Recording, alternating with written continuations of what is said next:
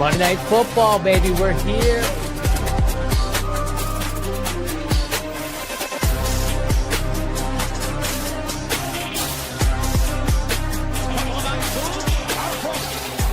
Touchdown in 46 seconds. Punches back. Touchdown.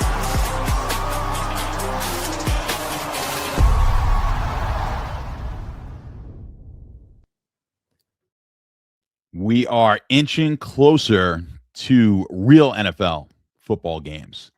Right now, we've got some preseason, but as we get close to that 9/9 opening day date, Wednesday night this year for the NFL, we're opening on a Wednesday. We've got a whole lot of futures bets to talk about. Last week, we went over the AFC. We went over some win totals, some teams we like there to maybe make a push for the Super Bowl. And some surprise, some long shots. We went through each division. We're going to do that again, but this time with the NFC this week. And, of course, I am here with JBC. I'm Statsational. JBC, what do you got going on? Well, you know, the usual, grinding through the soccer and the baseball. The EPL is back today. Did see that. You know, I should mention, we've got a new X handle over Run Pure Bets. So check that out. Obviously, really the focus there is going to be on the Run Pure Bets team and product. Associated with Gambly, partnered with Gambly. If you are not familiar with Gambly, the tool's fantastic. Just from the basics, if you're looking to tell JBC's bets or my prop bets or Joe Cole or Christine, any of the crew over at Run Pure, what I love about Gambly is just how easy it is to handle those putting those bets in, right? So you get that gambling ticket. As I'm getting phone calls from a tenant of mine, and she will not stop, hoping it's not a problem. But as you get that ticket, you'll see a screenshot on Twitter. You get it in our Discord. You literally click what looks like a screenshot. It links you right into Gambly, and then you hit another click into your sports book. The entire ticket will open up, and then you can wager accordingly. You want to put them in a parlay. You want to put those as single bets. You want to eliminate a couple of those bets that you don't like on that ticket slip. All really, really convenient. Works really, really well. So check that out, and you'll be seeing those links over on Run Pure Bets. We're going to be putting out a bet. At least one bet every single day, a bunch of parlays, things like that. So check us out, Run Pure Bets on X, and of course, runpurebets.com. All right, JVC, we got to talk some NFL.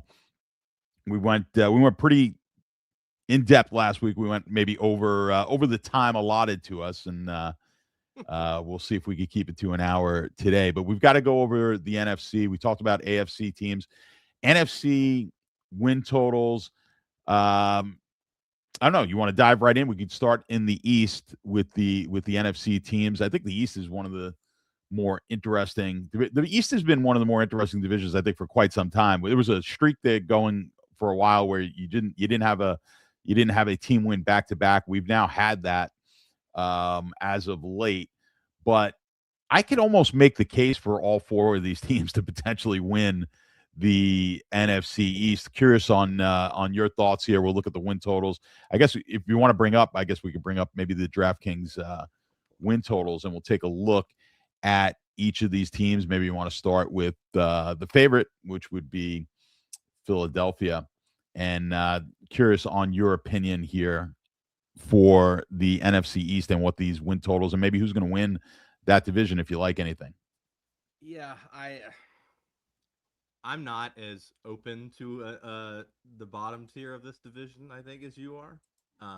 I'm pretty down on the Giants and the Commanders. Not that so this kind of reminds me of the AFC East a bit, because yeah, I think the Eagles are going to go under their win total, but I think they probably still win the division with 9 or 10. So I do like the under here for the Eagles, just because I don't like any of the other teams, though. I think that they win the division still. So you think Philly wins the division? You think Philly's? So does Philly get back? I mean, Philly's the what are they, the fifth choice here just to win the Super Bowl. Yeah. And as far as the NFC East goes, I mean, they, at least on paper, they certainly do seem to be the best team. But you can make a case. What I always talk about is the quarterback, right? We spoke about it last week. Like, what quarterback do you think potentially is out there that maybe in their maybe a rookie, maybe in their second year, saw like with a Drake May who really took a step forward. You had a Bo Nix in his rookie year look really good. I think in this division, you've got a couple of quarterbacks. We had Jaden Daniels look real good, right? His first year in this division. Gets hurt last year. Certainly the potential is there, the upside for a Jaden Daniels, we would think. Jackson Dart, I think, is in a similar position where we saw some glimpses, and I think a lot of people are thinking maybe Jackson Dart. Like, you've got two quarterbacks. You've got two very boring maybe quarterbacks in the more veterans in this group with Dak and Hurts. And then you've got maybe a little bit more of the unknown, and maybe the unknown is a lot of times a little bit more exciting. So you're still thinking maybe those other quarterbacks, Jackson Dart and Jaden Daniels, are you just bearish on those guys and in turn bearish on both of those teams? Yes, that's basically it. I've always hated Jaden Daniels. I don't think he's very good. And the Commanders' offensive line obviously has taken some big hits, and I think that we saw him look good his rookie year. There was a lot of luck into that. The game against the Lions, with the 2 pick sixes, but for them to win that game. But I just don't see the talent level or like the advancement in him at all.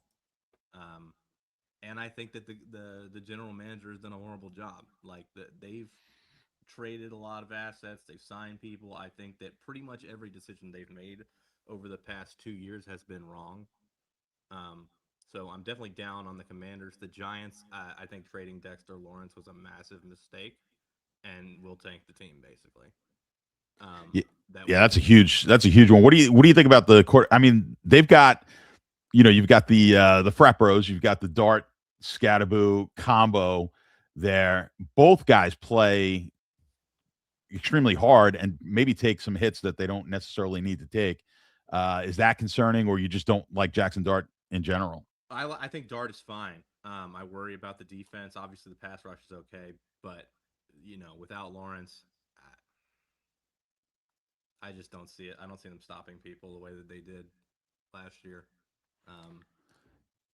Yeah, JBC, you might have to increase your. I don't know if your volume's a little low on your mic. Someone made a comment. I thought it might be just me, but I think maybe we're hearing you a little low. Okay. Can you hear me better now? A little bit better, yeah. Extend it closer toward me. So I don't really have any faith in the bottom 2 teams in this division. As I was saying, I like Jackson Dart just fine. I don't necessarily like the rest of his team. Neighbors coming back is obviously good. Most guys aren't the same coming immediately off an ACL though. And thus this NFC East market winner, I think you're getting a good line on both the Eagles and the Cowboys, just because the bottom 2 teams are taking up more land than they should be. Market share. That's the word I was looking for. Yep. I think it's because of I think it's the quarterbacks. I think it's they're kind of sexy plays. It carries over from fantasy. But Jaden Daniels, obviously a pretty high pick. Jackson Dart was a very popular best ball pick going back for the last couple of months. So I think a lot of people are on both of them. Obviously, fantasy doesn't always translate into success on the actual field as far as wins and losses go, but I think that has fueled a little bit of it. And the Jaden Daniels thing, what I worry about, and this is really a fantasy thing, we spoke about it last week with these quarterbacks who do rely heavily on being able to run, and not necessarily that they're running quarterbacks, but quarterbacks that run to throw, which I would put Jaden Daniels, why they do use him or had in the past in some design runs. He's a pretty good thrower of the ball, but I think his legs are a huge factor in his success. And with the frailness of his body, like, he just looks like a very frail quarterback. This is not like Jackson Dart's a pretty big guy. Some of these quarterbacks are a little bit sturdier. Who do Josh Allen's a pretty big dude, who may be able to withstand some of the punishment. I I I worry about a Jaden Daniels, and then what I worry about is if the coaching staff is worried about him taking hits, does that then take away from what makes that player special, which is being able to run? I think we saw that with Lamar last year, where whether it was the injury or they were just being overly cautious, once he stopped running, that was an entirely different offense with Lamar at the helm. So I always worry about these quarterbacks coming back off of any sort of injury who are predominant running types or run to throw type of quarterbacks being able to necessarily one stay on the field, and then two, if they do and they are that special talent, do the coaches then kind of handcuff that player and not allow them to do what it is that they've done in the past to be successful? Yep. And I think a prime example of treating it correctly was, just to reference the Panthers, Cam Newton. They let him do it for as long as he could, and obviously that meant his career was very short. But they got the most out of him, and I don't think that the Commanders are going to treat Jaden Daniels like that. I think they're going to let him sit back there and throw, and I think he's going to be bad. The Giants, I think, have a much better chance of letting Dart do it, but Dart is so wildly reckless when he does it, like the head injuries and whatnot. You know, if Dart stays on the field, the Giants have a better chance than the Commanders, to me. But I just don't like them as much without Lawrence. Let's look at the win totals then, for these teams. What do we got? We've kind of just glanced over Dallas, but let's look at Washington and the Giants first on their win totals. Washington under 7.5 is. So you really like that number there? That's a -115 over on DraftKings at the under 7.5. Obviously, you like that. I'm with you on this one as well. I kind of like the Commanders to go under that 7.5 number, and I touched on it with the quarterback. I'm just worried about that quarterback. One, staying on the field, and two, if he plays the way he plays. I think if he plays the way he normally plays, I don't know if he can play a full season. And if he doesn't, then I just don't know if he becomes as effective as we've seen him in the past. What do we have on? It's basically the same line here, Giants. The Giants are slightly more juice on the under for Washington. 110, it looks like here, to the under on the Giants. And you like that also? Yeah, which is it's interesting that the Giants are 5 cents better on the win total line, whereas they're 6-1 to win the division, and the Commanders only 5-1 to win the division. Those numbers don't really match. I guess some people think the Commanders have more upside since they made the title or the NFC Championship game 2 years ago. Whatever the reason is, I think they're both going under, and I don't like either one. Yeah, that's what I noticed right away. I knew the lines were close, but it just seems like it's a bigger disparity, or it's not as big a disparity as it should be based on that the future to win the division. So that's interesting. Let's head over to Dallas. We didn't talk much about this Dallas team, and obviously a team offensively has all the weapons to be able to get the over here, win this division. I mean, quite frankly, if the defense plays even mediocre, this is a team that can contend to get to the Super Bowl with the offense that they put out there. What are we thinking here? Did they improve enough defensively? You got to think the offense is going to be what the offense has been. What do you think with Dallas? So those mid-season trades they made last year for Quinnen Williams and blanking on the other defensive lineman, really shored up the defensive problems some. I obviously still have some concerns about the pass rush, but they were pretty, rather than being dog shit, they were pretty average, toward the end of the season. Obviously the offense is going to be able to put up points. I don't really have a take on this total. I think that 9.5 is probably the right number. I think they're a little worse than the Eagles, but I could easily see them winning the division too. So, is it worthwhile taking both of the favorites in this? I mean, they're plurality favorite, but taking both favorites, or are you going to kind of take one or the other? You think it's just better price maybe with Dallas, a little bit more value? Yeah, I mean, getting 2-1 versus plus 120, I would lean toward taking Dallas instead of the Eagles. Do I think the plurality result is that the Eagles win? Yes. But I think the odds that the Commanders or the Giants win are both. I honestly think that Jalen Hurts and Prescott would both have to get hurt. Yeah, For the other two to win. you would definitely need that would be the parlay if you could put him in Yeah. of how long both of those players play. If Prescott or Hurts plays all the games or even most of them, the Giants and the Commanders have no shot. We've never had a good injury. They've done those in the past. Like there used to be those fantasy insurance websites Yeah. where you can insure. And basically, insurance is just gambling, right? Because Right. it's basically what insurance companies do in general is what a sports book does.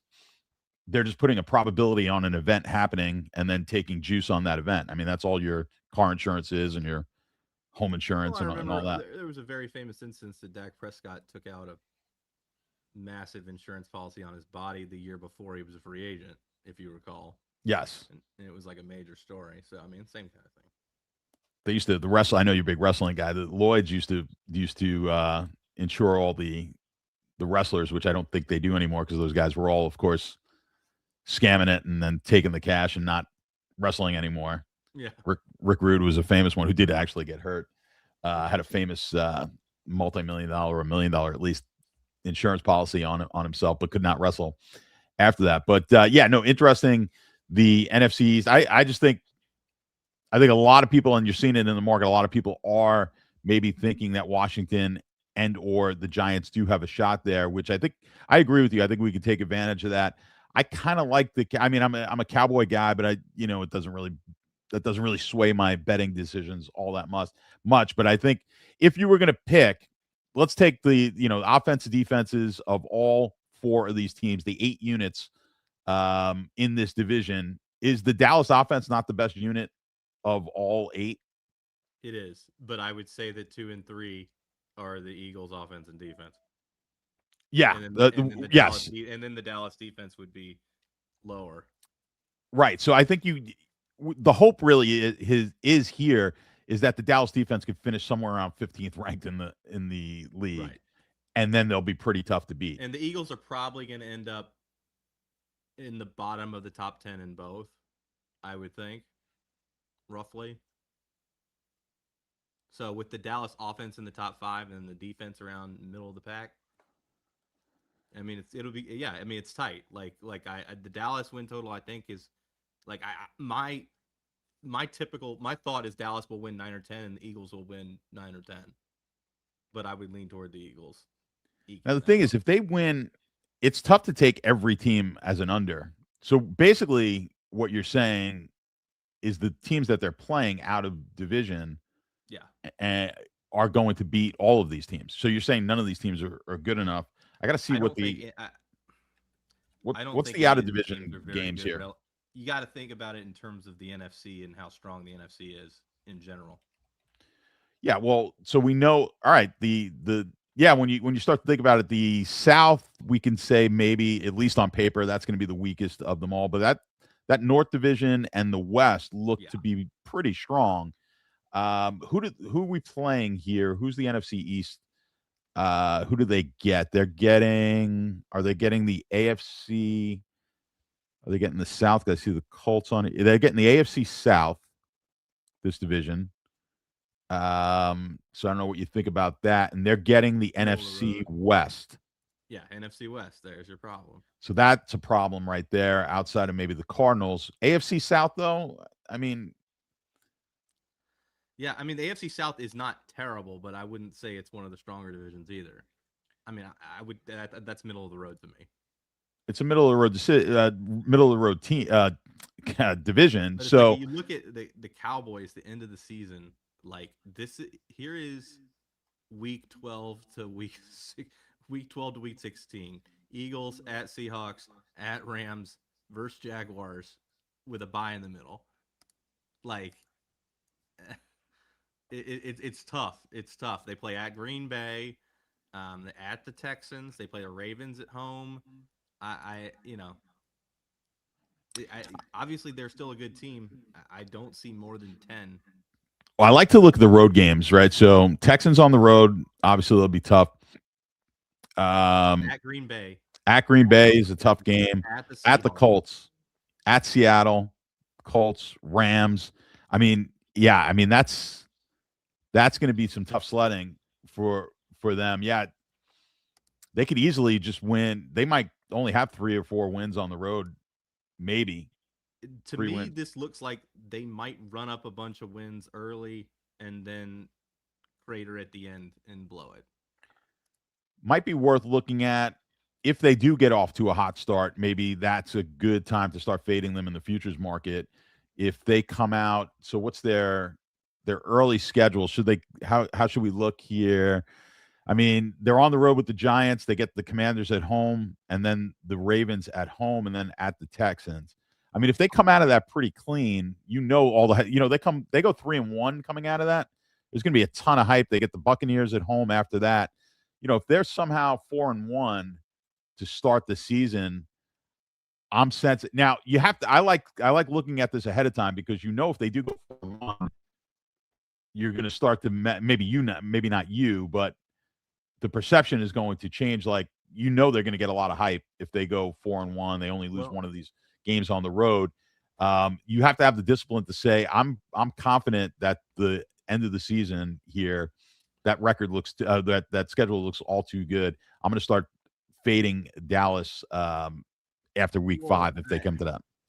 On one hand, though, if I'm them, I want my schedule backstacked like that because then you have a higher chance of facing the Seahawks or Rams or somebody else after they've had a catastrophic injury.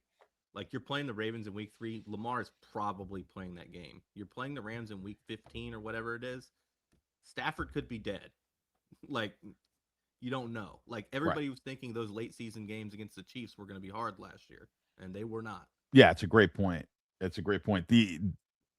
You'll always if you're going to be a favorite against whoever, a big favorite, you of course want to play them when all the information is known, and the teams are straight up, right? If I was going to be going to a game as a big underdog as of today, I'd much rather play that game 3 months from now when I don't know what the situation is going to be. You've got, I mean, it happens every year. Certainly, quarterback injuries. I'm working on something for the hub. Most of you guys watching this know we've got the hubs for every sport. I'm working on something where it's going back for the last maybe 10 years and looking at injuries and how an injury, not just like the starting running back is hurt and what the backup running back does, but each injury to any team and how that is affecting their fantasy numbers. So a left tackle injury, does that affect the run game? Does that affect the passing game, and so on and so forth? So what it's going to have is when there are actual injuries to teams, and we'll obviously have those starting week 1, it's going to show you what that effect will have on the entire team from a fantasy standpoint. So I think that's going to be really interesting. I've been working on that, so that's going to be a fun one for the NFL Hub. And if you guys are not if you're not a subscriber yet to thank you, Maddie. If you are not a subscriber to Run Pure Sports as of yet, or Run Pure Bets, you could use the code Forever25, and that code is going to expire tomorrow. I believe so noon kickoff tomorrow. I think it expires at the kickoff tomorrow. Forever25 on any package, and you'll get 25% off for life on that package as long as you're subscribed. So check that out. These hubs, we're just adding I'm adding something to the MLB hub right now, which a buddy of ours had asked. I had it on the golf hub. It's called Frontier, and it's a Frontier portfolio. It's something that we use in trading and portfolio analysis on like the stock market, and doing it for DFS. So it's super interesting. Just getting that out there today for MLB. So you guys who use the MLB hub, you can check that out and ask me questions in the Discord. I'll help you out with it. But let's head over to the NFC. Let's go to the North, which is certainly going to be very competitive. So we think we'll start it off with the Bears. As you can see here, the total is 9.5. Juice is on the under the 9.5. This is another team with a lot of hype going in. They They had a really strong finish to the season last year. Caleb Williams at the helm. This offense looks primed to be one of the better offenses. This is another team that played well offensively. As the quarterback got better deep into the season, they looked a lot better. The defense is where they struggled.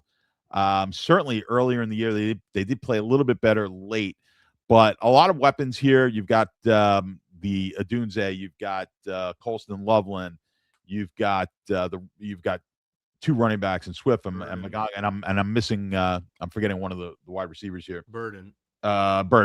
So you've got some pretty good options here offensively. It's going to be a matter of the defense. I think the Bears have a window to win a Super Bowl. It's just going to be, can they get the defense can they get the defense again like Dallas? Can they become a top 15 defense? And I think this team does have a chance to maybe win the NFC. So I'm curious what you think here with the Bears. So the one caveat about the Bears is, the record looked great last year. They won so many close games that were like really, really tight at the end, which, as we've talked about before, is a quarterback stat. So I do have a lot of belief in Caleb Williams. The defense is not where you want to be, but offensive line elite, receivers elite, quarterback elite. Nobody's going to be able to stop them. So to me, this is a better version of Dallas, probably because they're not paying the quarterback $8 bajillion yet. So I like the Bears to the over. Yeah, I mean, this is the NFL that we live in now. I speak about it all the time, and it's if you don't have to pay that quarterback, if you have a quarterback on their rookie deal, and that quarterback can be one of the better quarterbacks in the league, you are at a distinct advantage here. You saw it with maybe Drake May. The Bo Nix doesn't quite work because they were still paying Russell Wilson. But they got lucky there with Bo Nix being a pretty good quarterback and helping that team get to at least the championship game last year.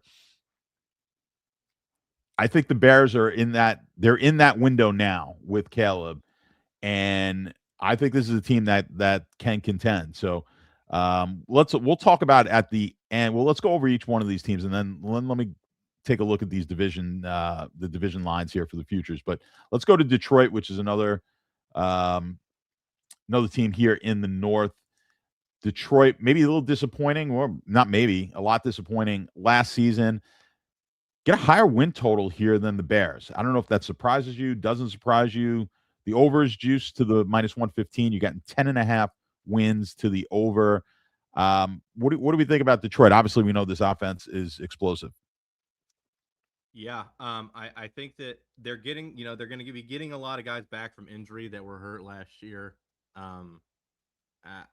But they've also lost some key pieces. I tend to think that they're going to go under, but I don't have nearly as much faith in them as I do in the Bears just because of Goff. I don't think Goff is that great, but 10.5 is a high number. It seems pretty fair to me. I don't have a strong take, but I would lean under. All right, let's look at this schedule. Trying to think who they play out of division this year. Let's take a look. They've got AFC, and then we'll take a look at the road games. I like looking at the road games to get a decent idea. South, AFC, is it AFC East? Because they're playing the Bills on. Yeah, it looks like AFC East. So they got to go at the Bills, and that is week 2. So that's coming right out the gate. Tough matchup. You've got on the road at the Cardinals, not too bad. At the Panthers, not too bad. At the Dolphins, not too bad. At the Falcons, definitely winnable. Those are the lines in this division is that your division games are all hard. Division games are hard, but man, those road games not. I mean, look at these road games. Which is why their total is so high. That's what it is. Yeah, Bills, Panthers, Cardinals, Dolphins. It's a pretty gift schedule. And then outside of your division. So those 4 games, that's like 3-1, and they're going to win. On the road, do they beat the Packers, Bears, Vikings. Like, how many do they get there?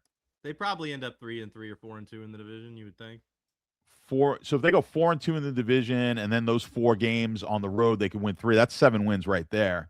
Mm-hmm. And now you've got their other home games. New England, they'll win. You've got the Jets you're going to have the Jets at home, right?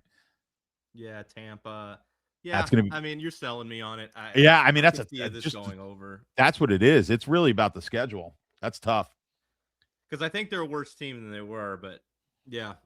No, I mean, I guess you've convinced me. I think they're going over. Well, I wasn't trying to. I'm just now that I'm looking at the schedule, though, it's just so. I didn't have a super strong take, but after looking at that, they get to play. I mean, the weakest teams, at least coming into the year here. I mean, the Dolphins, Jets, Cardinals. I mean, they get them all on their schedule.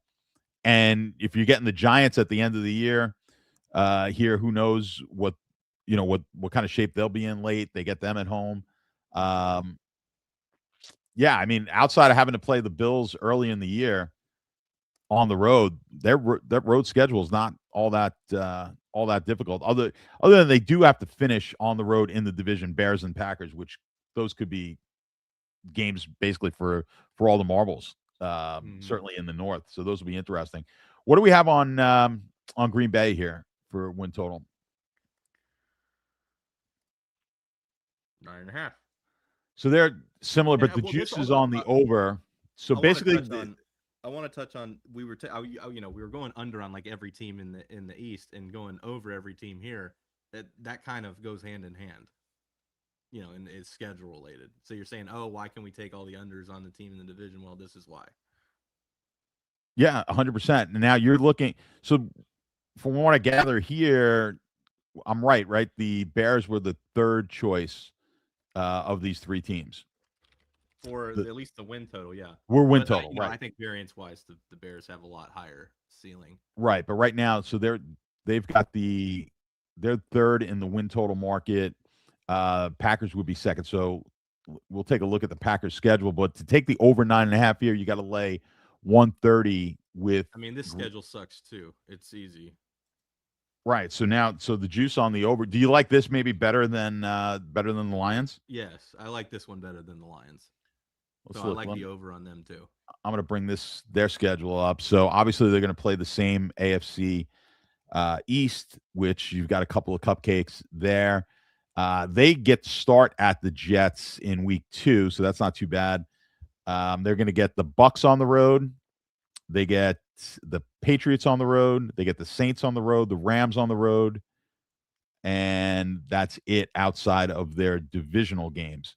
A little bit more difficult than Detroit, I would say, on these road games. Now, I mean, Jets. But then they get the layups at home. They get their layups at home. I'd much rather have my layups on the road. Against Arizona, like they're going to be laying 15. Oh, I don't know if it's that much. When is that game? That is. Wait, wrong one. Sorry. No, Arizona. Yeah, I was going to say that's the preseason game. So no, they will not. No, that's the home one. Who are they going? Let's see. Packers. Carolina at home is easy. Yeah, I mean, at New Orleans, like a lot of these road games are not that bad either.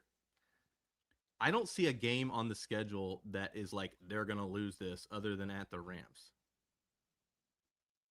So this is we'll give 4 in all of these games. This is a 4. Well, you've got 3, right? So 4 wins in the division, let's say. I would say the fair assumption is that the 3 better teams go 4-2, and then that would leave the Vikings at what, 2-4? No, that's wrong. They have to lose them all. Yeah, no, that's right. I guess 4-2, 1-4-2, 2-3-3, and 1-2-4, and Vikings at 2-4. That would make sense. Yeah, that's probably the way it lies. So if 2 teams are going to go 3-3, I mean, I was saying I thought the Lions would go 3-3. The Bears, one of them will win. They're all very close. Yeah, these teams are. I don't think the Vikings are that far off. I don't love the quarterback situation there, even with Kyler Murray, but you still got some weapons there. That defense was better. Was fantastic. So might be the best defense in that division. Let's take a look at the Vikings numbers. See, this one I like under. So you like the under at the even money. I'm not like you spoke on the quarterback situation. Obviously, if they have to go to McCarthy, they're fucked. But Kyler Murray, I have more faith in him than most people. But this division is not a simple task, and there's a lot of good defenses, and I don't think he's the type of player either that fits well with a strong defense. Like you're typically looking to him to make plays, not manage the game. Yeah, agreed. He makes mistakes. Well, the other Rubio. It's an odd fit. Rubio dimes with the hot take and an incorrect take at that. The hot wrong take. Yeah, I'm not taking Kyler Murray over Caleb Williams. I ain't doing it. And the other thing with Kyler Murray is he has never won. Like he's kind of just been a fantasy guy. I don't know. Has he ever even had a winning season? I don't think he has. There was that one year that they got off to like a 11-1 start, if you recall. Boy, I don't remember that. Might have been in his second year. I just know for the most part, I know his overall win record is atrocious. They started off really, really hot one of the years, and they had like the best record in the league like halfway through the season. And then they didn't win the division. Right. Yeah, I do remember that. Okay. Let's take a look at the Vikings here. What do we got on road games? We've got at the Bucks, at the Saints. You've got at the 49ers, at the Patriots, at the Jets. So there's a couple of real tough ones and a couple of cupcakes. Yeah, but I really don't have that much faith in the Vikings either. I don't think that they're not a favorite in the game against Tampa or New Orleans. No.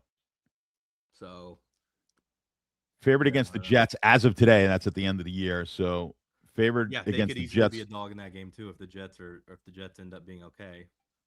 Yeah, I mean at the 49ers is going to be real tough. So let's go. How many of these games are they going to win? At the Bucks, at the Saints, there's 2 games. At the 49ers, at the Patriots, and at the Jets. You give them 2 of those? 1 or 2. So they win 2 of those. They win 2 in the division. That's 4. They're not getting a 9. They're not winning 5 more games. Yeah. So you like this? Yeah, I like this under with you here. I like the under plus 100. You're getting even money on that one. I think that's a good one. Let's look at the market to win this division. So you got Lions at 170, Packers at 225, Bears at 305, and Vikings at 510. I would lean toward the Bears just because I think there's a lot of variance and upside there. I obviously would not be surprised if they ended up struggling a little bit just because of the defense, but there is also the Bears could go 15-2, and I wouldn't be surprised. So, I couldn't be more with you here. I like the Bears because of that upside. I'm always looking to play a quarterback, especially if I'm looking to take more of a long shot. I want to figure out which quarterback has that potential to carry. This is a quarterback league. Which quarterback has the potential to carry a team all the way? I think the Bears at plus 305 is by far the best bet in this division. I would not touch that Minnesota number. I wouldn't touch Detroit. I think Detroit at plus 170 is just... Yeah, Green Bay would be the second one. Green Bay would be my second option at the 225. Yeah, I could see playing Chicago if you like Green Bay. I like that one. I just don't think you could touch Detroit plus 170. I just don't see it. That number looks totally out of whack to me. All right, let's head down south. We'll look at the Falcons. Man, this was a division last year that basically, I think if you divided it up in 2 quarters, 25% of the season apiece, you had a different best team at each point. Like after the first 4, Tampa was the best team in the league. Mayfield was going to win the MVP. Maybe Atlanta at some point people are looking at, and then I don't know. The team that won the division may have been at no point the best team in that division, but they wound up winning that division. And it looked like at the end of the year, the Saints were the team really that you didn't want to play in the NFC South. So let's take a look here at the Falcons, 7.5. The heavy juice on the under Man, the weapons remain the same. New quarterback there, and I am not a Tua guy in the least. I'm also not a Penix guy, so I think that's where this team's going to struggle. I don't think they have a quarterback. They just got a lot of really good Other than weapons. that, yeah, the Bijan running team's it. great. Other than that, What was that? so the team's great. Other than quarterback. Yeah, great other than a quarterback, which doesn't usually bode well in this league. So, what do you think here on the Falcons with the 7.5? I look at the schedule. It's like you got at Green Bay. They play the AFC North, which is not the worst draw, but they play away at Cleveland. Um, you know, I don't see layups here.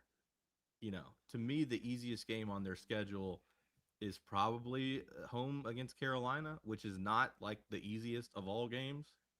Um, I'm not seeing 8 from them. Yeah, this is tough. At Pittsburgh, at Green Bay, at New Orleans, versus Baltimore, versus Chicago, versus San Francisco. They could go into week 8 like 1-6. Yeah, I mean, this is like you said at Pittsburgh. What's that line in week 1? Where I mean, they're a dog there in that game. They'll be favored against the Panthers at home in week 2, but they're a dog at Packers. They're a big dog at the Packers. They'll be a dog, obviously, at the Saints. Home for the Falcons. Home for the Ravens. They're going to be a dog. +3 even money against 3. the Steelers. And they're going to be a dog. Bears at Falcons. They if it was right now, I mean that's in mid-October. Bears are going to be favored in that game. No. Yeah, like looking here, I'm like Pittsburgh, they're a dog. Versus Carolina, they're favored. Then dog, dog, dog, dog, dog, dog, dog, dog. They're a dog every single game until week 13. After week 2, at Green Bay, at New Orleans, versus Baltimore, versus Chicago, versus San Francisco, at Tampa, versus Cincinnati, versus Kansas City, at Minnesota, versus Detroit. They're a dog every single one of those games. They could even be a dog at Cleveland and Washington. Like this is not an easy schedule, and I literally I think they're a favorite in one game out of the first 13 or 14. Man, I love this. There's a reason this thing's juiced to -140. I love the under. Yeah, 7.5.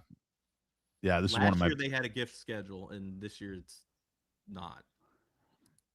There's I have the analysis. I've got the season long tool over on runpuresports.com. Did some analysis work. The running back, in DFS, we were always looking at game scripts and we're like, oh, they're a big underdog. We don't want to take running back in a big underdog situation because they're going to be down and they're going to be throwing and yada, yada, yada. We know how that goes. When you look at the top running back, like the top 5 running backs every year, they're on teams that are barely over 500 on average, which is really interesting. It's the quarterbacks. It's the top 5 quarterbacks that actually play on teams that are winning teams. Matter of fact, in the last 5 years, no top 5 quarterbacks played on a losing team. No quarterback that's finished in the top 5 in DFS. So while we look at, we're like, hey, they're big. This team's going to be a 7-point favorite every week, and that means they're going to be running the ball. Turns out, Bijan would fit in very nicely with a 6-win team, and still lead the league in fantasy points, or at least be top 1 or 2 running backs this season. Kind of goes with Gibbs as well. We were just talking about where you like their under. That could be the case also for both of these teams. So doesn't always necessarily coincide with winning, having the best running back in fantasy. All right, let's look at Carolina, the defending champs here. They're also 7.5. They're under very well. Actually, no. We had a even money on the under, right, with Atlanta. So we're getting the juice on the under here. Minus 140 under. I'm sorry, they were the -1. Yeah, they were -140. So we're getting basically a comparable line to the Atlanta line with Carolina, which is basically how this division is. No one really knows which way it's going to go. So do you like Carolina? I'm getting the sense that you like Carolina more than you like Atlanta. It's the same kind of problem. You look at the schedule versus Chicago. Let's see what that line is. So they start against Chicago, and the line is... Yeah, they're at the Falcons week 2, and then 2.5 against Chicago. So they're a dog in the first game, at the Falcons, dog, at Cleveland, maybe a dog. I'd say it's close. Versus Detroit, dog. At Philadelphia, dog. Versus Tampa, probably close to a coin flip. Yeah. At Green Bay, dog. Versus Denver, dog. At New Orleans, dog. Versus Baltimore, dog. At Tampa, dog. At Minnesota, dog. Like, I like the under again. I don't see it. Yeah, I'm with you here.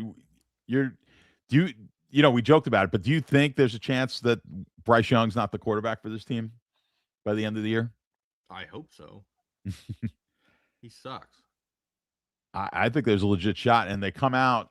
We talked about the schedule. I mean, Bears at Falcons, Browns. I mean, they lose that. Let's say they go 0-3, lose that Browns game. Bryce Young looks bad. There's going to be a lot of that. There'll be a lot of chatter if they lose to the Browns, and they haven't looked good yet of getting. I mean, unless the whole division's 0-3 or 1-2, which has historically been the case with them. I mean, you like to think Tampa healthy, and we'll get to Tampa is the best team here in this division. But I think the hot teams right now are the two teams that we didn't talk about yet. And let's head over to New Orleans. Let's talk about the New Orleans team a little bit. They as well are 7.5. The juice is on the over.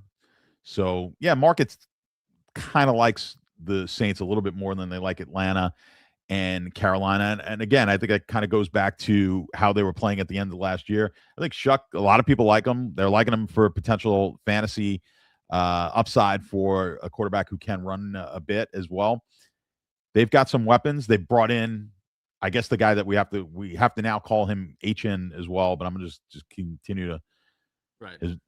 He was ETN as far as I was concerned. So I'm gonna continue to call the man ETN. But so they bring him in. Kamara's still there, obviously in more of a supporting role. They've got some weapons. What do we think on the Saints? Similar schedule, obviously, to the other two teams. So they get the last place schedule. So that's the big difference here. So they get some layups. Like the Saints, like they start at Detroit, at Baltimore. Okay, that's 0-2. But they've got Vegas at home. They've got Cleveland at home. They've got Arizona at home. And combine that with at New York, they get Minnesota at home. Like, I think they're going to be able to eke out 8 here, even though the back half of the schedule's kind of tough at Chicago, at Cincinnati. I think we're going to get in a situation where they're significantly ahead in the division going into week 14, where they've got at Carolina, at Tampa, versus Arizona, but then at Atlanta. So they've got all their road division games right at the end.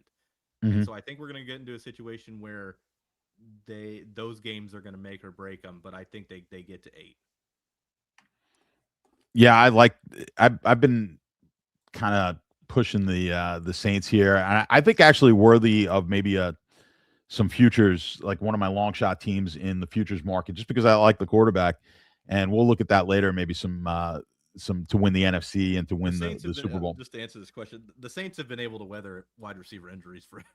Oh my God, yeah. I mean, they just consistently throwing new, no Taysom Hill anymore.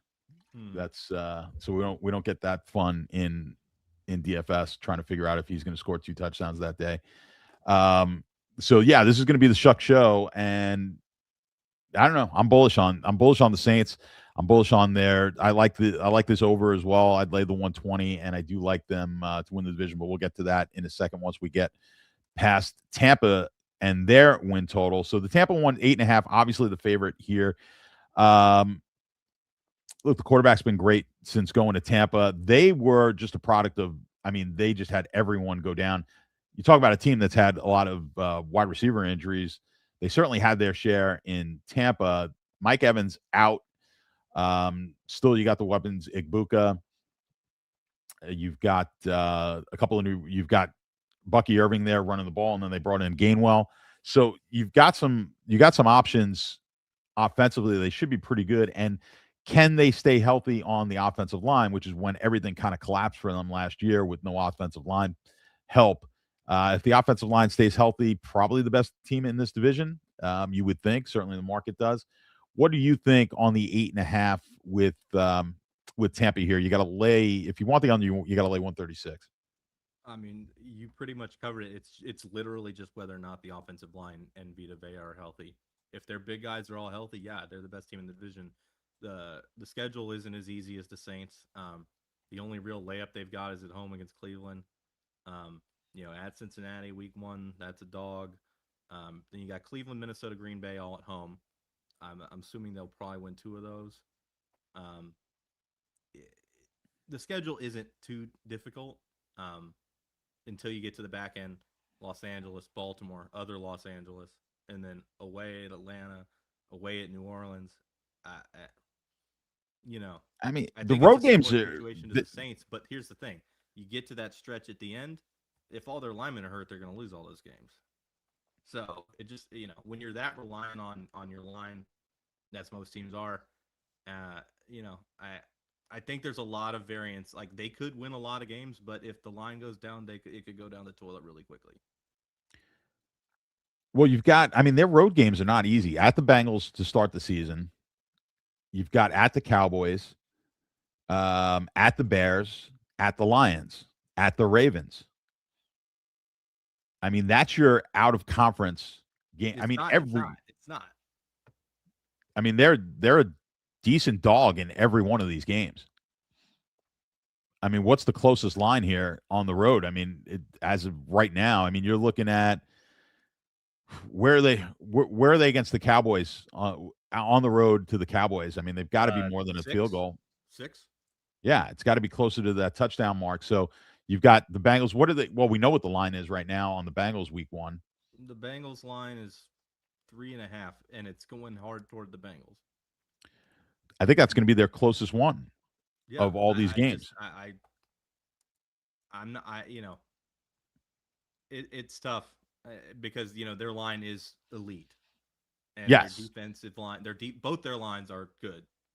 So at least at the beginning of the season, they will be very like they were last year. They were very, very good right at the start. They won a lot of close games too last year in those games. They were doing really well. It's theirs is all going to be on injuries, but I got to think that at least that it probably wears on them by the end. They probably end up somewhere around 8 and 9. I'm not I don't have like a really strong take on this, but I like the Saints better than them. Well, let's look at the division numbers here. The futures even though the Bucs are a better team right now. I think they're the best team. They are the better team. But what's the numbers here? So you're looking at the Saints. See, you got a lot of the market taken up in Atlanta and Carolina, and I think they're both pretty dead. So the Saints and the Bucs, I like both. Well, I'll tell you. You look at that Detroit one at plus 170. I'm taking the Bucs at plus 170 way before I'm taking Detroit at plus 170. I mean that looks like a much better number. I don't mind Tampa. I like the Saints here though. The plus 270. I like that one to win the division. I agree with you. I think Carolina, Atlanta are drawn dead, and they are absorbing quite a bit of the market because everyone thinks this is a really tight division, and it probably will be when it's all said and done. At the schedule, it's just not. The Saints have such a you compare the Saints schedule to the Falcons schedule, and it's just not even close. Yeah, I think that's the big advantage. It was all on that Week 18 game last year that put the fucking Bucs in the playoff, or put the Panthers in the playoffs. If the Falcons had just lost that game, they'd have the Saints schedule. Correct. Yeah, we were at the Carolina Tampa game, which was a lot of fun. Where's Kev? Kev's around here somewhere. Was with us, and but yeah, I think the plus 170 here for Tampa. I like that bet, but I do like that Saints plus 270 as well. Kind of taking both and take a no on Carolina, Atlanta. All right, let's head to that last division of the NFC, which is the West and maybe the best one. You've got the Super Bowl champs are out there. You've got the team that is the favorite out there to win the whole thing. And then we've got the Arizona Cardinals, which are not favored to win anything other than maybe the first draft pick. So 3.5, which is, boy, tough to bet an under on 3.5. You're getting plus 115 if you do like if you like that under. What do you think with the Cardinals here? This is entirely going to be dependent on the schedule, and let me read this shit off to you, dude. Okay, at the Chargers, that's a double-digit dog. Versus Seattle, double-digit dog. At San Francisco, double-digit dog. At New York, at least a touchdown. New York Giants, sorry. Mm-hmm. Versus Detroit, close to a double-digit dog. At Rams, double-digit dog. Versus Denver, double-digit dog. at Dallas, at Seattle, versus Rams, at Kansas City. We don't get a situation where I even think that they're inside of a touchdown until week 12 against Washington at home. Yeah, they get the Commanders at home, and then the Jets at home, which they may be a favorite in that game, and then the Raiders at home. And you would So think by that point Carson Beck is playing. I just, I think that's a better question. Give me the don't get give me me the wrong. week. Give me the week number, game number of Carson Beck starting. 12. They put him in against Washington. Oh, Either that or they after wait. the bye. So you're thinking they wait that long? What? You think they wait that long? You think 12 weeks? I'm going to take the under on you that. don't want to stick him in there at Seattle, Agreed. Agreed. And so I think they wait it out. I think they wait it out and either do after the bye or in week 12. Yeah, you know what? There's some tough defenses in there. Seattle, the Broncos, the Rams. Those first 11 games, I'm gonna be a little generous and I'm gonna give them 1.5 in the first 11. Yeah. Okay, but then their potential wins are coming with the Jets and the Raiders. So so it's going to be on whether or not they can win 2 of those first ones, because versus Washington, versus New York, versus Las Vegas, and then San Francisco may have nothing to play for in week 18. You don't know. I tend to think that they'll be able to eke their way to 4 by winning 2 of the first 11 and then 2 of the garbage games at the end. So I would lean toward the over, but I'm not betting this. This is one of those. There was an old timer sports bettor that I knew who used to love to take take the Cardinals on a futures market to the under, or take a really popular favorite to the over and then hedge it season long. Play bets with the point spread on them to win, because you're going to get them as a plus money or plus points on the point spread each and every week. And of course, he was looking to kind of go 500 at a minimum if you could on those bets while they were losing the games outright. So in other words, they lose the games, but they stay within the 14-point spread that's going to be on some of these and potentially win your futures bet as well as winning some bets. It's a little bit more complicated when you're trying to figure out exactly what to bet, but it was always an interesting strategy. I never did it myself. I would venture to say you probably hate the idea, but I wanted to throw it out. I wanted to throw it out there for you to think about. What did you say? I know you. I said, yeah, it's really stupid. It is, but this was a guy years ago who used to do. I'm talking when I was in college, and he used to have a series of videos, and he actually was on pay-per-view for his betting content, betting advice, and everything. So it was interesting with that, but it does. I like the thought where I never necessarily did it, because it really, if you start to try to plan it out, it's not as easy to do as you think. Plus, when you're doing those sort of things, you're giving up a lot of juice and whatnot to do it, and it is not a lock that it'll hit and work properly. But I like those thoughts because it gives me ideas for other types of creative betting. Anyway, let's head to what's the next one. I guess the Rams would be the next alphabetical here, and this is the favorite to win the entire thing. So with his system, you would of course take the Rams to go over and then bet against the Rams every week, because they're the opposite of the Cardinals. 11.5 wins. I mean, this is the team now. Everyone they are the clear favorite in the betting markets to win the Super Bowl. Everyone else is kind of bunched up once you get past the Rams. Aging quarterback hasn't really shown a lot of his age. I mean, he was an MVP. What do you think with the Rams? This defense maybe getting even better, has to get better with a Myles Garrett, and then you get a Darnold maybe playing as well. Is this team, are they beatable? Is 11.5 easy to get to the over with?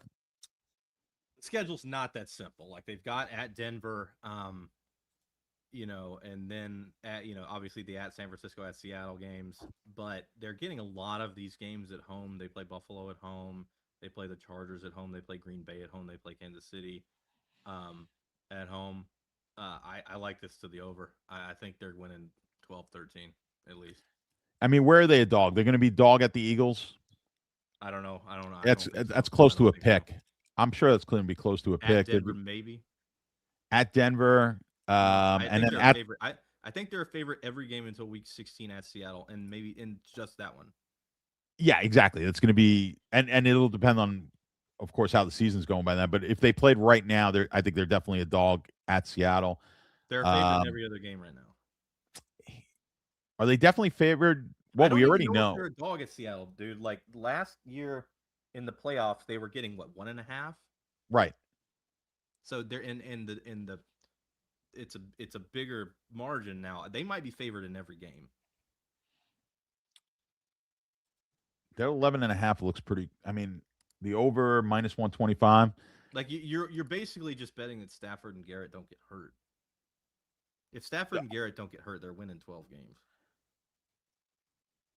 Even in that division, when you've got Yeah, San Francisco and Seattle. I don't see it. I don't see them losing that many games. All right, let me go through this quick. On the road, it is the Rams have the Broncos, the Eagles, the Raiders, the Commanders, and the Bucks. Oh man, give me the over. Yeah, I just don't see it, man.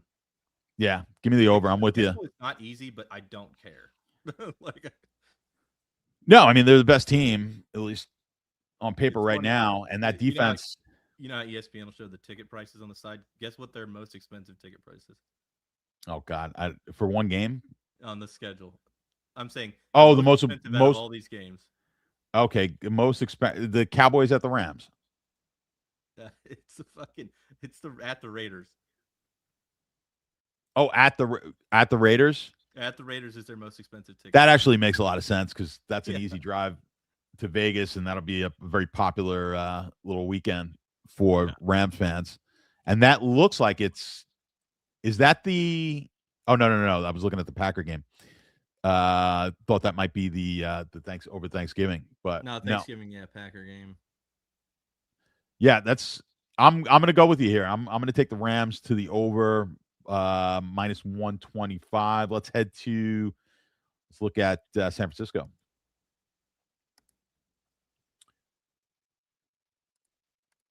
San Fran 9.5, juice to the over -146. We got a healthy Purdy, healthy CMC. We got Mike Evans out there now. What do you think about San Francisco? Let's look at their schedule. What do you think on this total? To you real quick. What's that? Versus Miami, versus Arizona, versus Washington, versus Las Vegas. That they've got all those games on the schedule, like in the first half. Like, they're going to come out hot. Yeah, I think that they get there. I think they get there. Road games we've got at Atlanta, at Dallas, at the Giants, at the Chargers, at the Chiefs. They've got a lot of layups at home. A lot of them. The layups at home, they shouldn't lose at home. Maybe split those real tough ones. And they don't have to play at the Rams. They get the neutral. Is that a Mexico game? They're in Australia. Oh, they're playing Australia. That helps. Interesting. So, all right. So we're looking at but 9.5 is still a lot. I'd lean towards that over though as well, the -146 with that schedule because I think they're going to win these road games. They have so many layups. The home games look solid. You're right. Like a floor of like 5 free ones. And then if they win you've got at the Falcons, at the Chiefs, at the Chargers, at the Giants, and at the Cowboys, and at the Raiders. No, not at the Raiders. At the Cowboys. I mean, they could definitely win 3 of those, and then those home games win 6. They're only a 3.5 point dog to the Rams in Australia. Right. I'm saying they could win 3 of those of their road games out of conference. Beat the Cardinals on the road And if they get six of these games at home, which they easily can with that schedule, that's your over. Mm-hmm. Yeah, I'm all right. I think you're on the over. Rams over. Yeah, I think you're on the over. I'm on the over on this one as well. Let's take a look at Seattle, the defending champs. 10.5. Taking overs on a tough division. All right, so 10.5 is the total here. The juice is to the over the 10.5. Look, everything obviously broke well for Seattle last year. What do you think on this total for Seattle? Not quite as easy of a schedule as the 49ers. Obviously playing the first place schedule, but it's not like playing Carolina is that big of a deal, or Chicago as opposed to Green Bay. I tend to think that they get there also. Versus New England, I think is a win. At Arizona, at Washington, playing the Chargers at home, they could come out very hot. The question is on the once you get into the versus San Francisco, at Denver, Kansas City, Chicago, and then they end the season with a bunch of road games. Obviously at Carolina isn't exactly murderer's row, but yeah, no, I see them getting there also. And a lot of these, taking 3 overs in the same division. Yeah, sure, you're taking 3 overs in the same division, but the Cardinals are only going to win like fucking 3 or 4 games, so it kind of helps. Yeah, it's weird how you like, and I'm kind of with you on these. How we either love a division or hate a division, but you can get there. You can certainly. We've seen divisions with high win. I mean, if you have a 12, 11, and 10 win team in this division, you're going to get all the overs, right? And boy, certainly the Rams are going to be favored to get the home field, get the 1 seed throughout, which is probably going to be a 13 or 14 wins to be able to do that, right? So, I'm curious now. Let's take a look at what the division markets are. Then we'll take a look at the to win the NFC and the Super Bowl. So you got the Rams at minus 105, Seahawks 215, and the Niners at plus 305. I would lean toward the Rams still, but definitely, let's put it this way, definitely not the Seahawks. The 49ers have the schedule and the Rams have the team. I think this one's tough. I agree with you. Like, if you are going to force me to bet, I'd probably just take the 49ers at the plus 305. Man, I hate taking a team at basically even money to win a division when you've got two teams in that division that are pretty good. They're going to have a tough schedule. But yeah, I like all 3 of those teams to go to the over with you. I think I would just take it because I think the 49ers, if things break right, can certainly win that division. But yeah, it's probably just my mindset taking the Rams at minus 105. It just doesn't seem right to me to be to lay money on a division winner. But yeah, I would say the Rams are definitely deserving. Take a look. Go to the just to win the NFC. Let's take a look at that conferences. I go right back to the Saints at the plus 3,700 as a team that, if you're looking for a long shot play, I think that's the long shot. I'm going to throw a couple of long shots. I'm going to throw the Bears out there at plus 1250. The Bears also. I think that's to me, that's my favorite play here, is take the Bears at the plus 1250. I like tossing a little bit of money here on the Saints, the plus 3,700. Is there anywhere else you would go? Do you think? I mean, these aren't terrible prices on pretty good teams with the Eagles. I mean, Cowboys, you're getting plus 1,300. I think we talked about that. If the defense shows up, I mean, they're a team that can contend. What do you think? Is it just the fact that the Rams are sucking up so much of this market? I mean, but they deserve to. Tampa at 22-1. Again, if their linemen stay healthy, Tampa could beat anybody. But yeah, I mean, and the fact that either Tampa or the Saints is going to get a home game in the playoffs, right? So that helps. So those would be the two: the Bears, Tampa, New Orleans. I think, yeah, I like the prices. I think we're going to see one of these prices hit. We looked at the AFC last week, had a couple of maybe some long shots. Just quickly, let's take a look at the Super Bowl and see if there's anything here that we like. I mean, if you like them to win the conference, certainly you probably want to maybe throw something on these teams. This is what people do, by the way. People won't play the conference winner; they'll play the Super Bowl winner, and then you and I will get a million questions on should I hedge when they get to the championship game. So take care of that now. Just bet them to win the conference. Although you guys will be messaging me in the divisional games and wondering should we hedge, right? But if you play a proper betting amount and you play these futures for an amount that is comparable to what you're playing on your unit sizing, you won't really be worrying about hedging and making an improper hedge and losing EV on your hedge bets. But what are you seeing here in the Super Bowl? Any of these futures that you think are giving us some decent value? Well, the Bears would be number one, as we already spoke on. I think you're getting some value on the 49ers as well, based on the schedule. And then Tampa, 55, and the Saints at 90. That's my favorite. Let's just look at the weak teams. I mean, we talked about it a little bit last week. I mean, are you taking the Giants at plus? I mean, look, the Giants plus 7,000 to the Saints plus 9,000. I mean, to me, it just you have a team that with a legit chance to win their division in the Saints, way more, I think, than the Giants have, which, like you said, gives them at least one home game in the playoffs. And both of them have second-year quarterback. Like, I don't understand the difference between Chuck and Jackson Dart. Yeah, to me, the Saints are just a tremendous value. At the plus 9,000. Any of these other, like if you go south of the Saints, is there anyone worth putting any money on here? Does Tennessee have a shot here with the new coaching staff? Anything like that? We did like the Tennessee over. So, yeah. We did. Yeah, we did. I mean, plus 3,000. They would be it. I mean, I guess Tennessee.